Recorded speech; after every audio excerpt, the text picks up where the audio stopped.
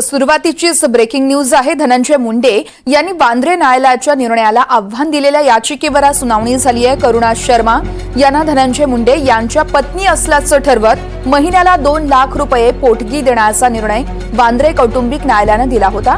या निर्णयाला धनंजय मुंडे यांनी कोर्टात आव्हान दिलं होतं। या संदर्भात आज सुनावणी झाली आहे। करुणा मुंडेंनी स्वतःची बाजू मांडली आहे। माझ्याच बाजूने निकाल लागणार असा विश्वास देखील सुनावणी आधी करुणा मुंडे यांनी व्यक्त केला आहे। तर मी पहिली पत्नी असल्याचे पुरावे सादर केले असं देखील करुणा मुंडे यांनी म्हटलंय। थोड्याच वेळात याचा निकाल देखील हाती येणार आहे।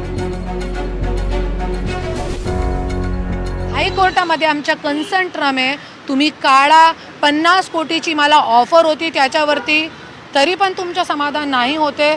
तुम्ही जज साहेबांना सांगणारे माझ्या नार्कोटेट सगळी पूर्ण महाराष्ट्राची जनताच्या समोर करा, क्योंकि मी खरी आहे, मी पहिली बायको आहे, त्याच्यासाठी माझा लढा आहे। ये 2 लाख 15 लाख तो मिळेल नाही मिळेल माझा काही फरक पडणार नाही। राजश्रीला एक कुठेतरी कोण्यामध्ये घेऊन गेला नाही।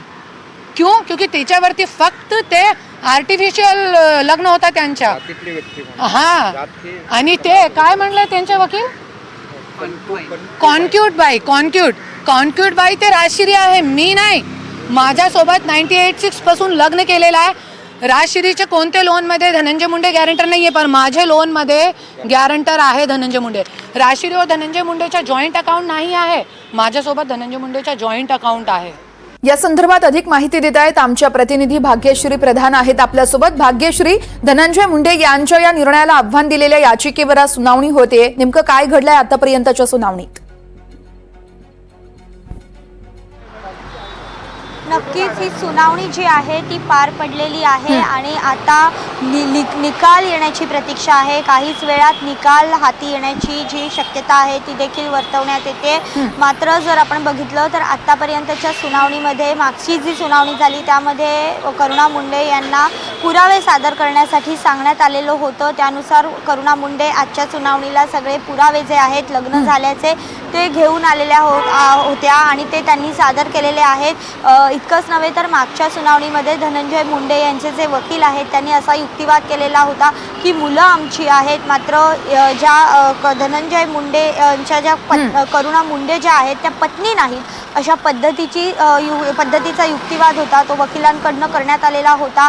त्यावर न्यायाधीशांनी असं देखील म्हटलेलं होतं की जर मुलं तुमची आहेत तर पत्नी तुमची का नाही, असा सवाल न्यायाधीशांनी विचारलेला होता। त्यानंतर आज सगळे पुराव्यांसकट करुणा मुंडे न्यायालयात हजर झाल्या, ते पुरावे सादर केले। हे पुरावे जेव्हा सादर झाले त्यावेळी धनंजय मुंडे यांच्या वकिलांनी हे पुरावे जे आहेत तेच मुळात खोटे आहेत, ह्याच्यावर खोट्या सह्या आहेत अशा पद्धतीचं जे युक्तिवाद आहे तो न्यायाधीशांसमोर केलेला पाहायला मिळाला। यामध्ये त्यांनी असंही म्हटलेलं आहे की जे वसियतनामा जो आहे, ज्याला आपण हमीपत्र किंवा मृत्यूपत्र असं देखील इच्छापत्र असं देखील म्हटलं जातं, तर या वसियतनामा आणि स्वीकृतीपत्र जे आहे त्यामध्ये दोघांच्याही वेगवेगळ्या, म्हणजे धनंजय मुंडेच्या दोन्ही सह्या वेगवेगळ्या दिसत आहेत। निश्चितच भाग्यश्री, त्यामुळे आता निकाल नेमका कसा येतो याकडे आपलं लक्ष असणार आहे। सगळे अपडेट तुमच्याकडून सातत्यानं जाणून घेत राहू। तुर्तास धन्यवाद।